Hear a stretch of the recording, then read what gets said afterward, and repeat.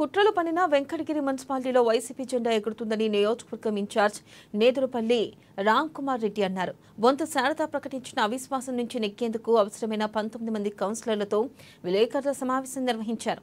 గత ఎన్నికల్లో అప్పటి వైసీపీ శాసనసభ్యులు ఆనం రామనారాయణ రెడ్డి సమన్వయంతో 25 స్థానాలను వైసీపీ కైవసం చేసుకుందన్నారు.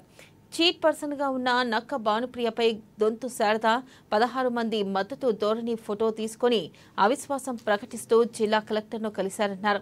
ఇక దొంతు శారద పార్టీని వీడి అనైతికంగా కూటమి పక్షం వహించి అవిశ్వాసానికి ఒడిగట్టిందన్నారు. ఏ కారణంతో మా పై అధికారి ఆదేశాల మేరకు దానికి సంబంధించిన వీడియో ఉంది, లిఖితపూర్వకం కూడా ఇవ్వటం జరిగింది. దీన్ని జడ్పీ చైర్మన్ దగ్గరికి కంప్లైంట్ చేశాం, కలెక్టర్ గారి దృష్టికి తీసుకువెళ్ళాం. జడ్పీ సిఇఓ గారు నేను అలాంటి సందేశం కానీ అలాంటి ఆదేశం కానీ ఇవ్వలేదు అని చెప్పడం జరిగింది. ఎంక్వైరీ పెట్టి నిజానిజాలన్నీ బయటకు వస్తాయి. సిఇఓ గారు స్పష్టంగా చెప్పారు నేను ఆదేశాలు ఇవ్వలేదు అని. మరి ఎండిఓ గారు ఏ అధికారంతో చేశారు? అసలు బయటకు పంపించే అధికారమే లేదు. ఏ కారణంతో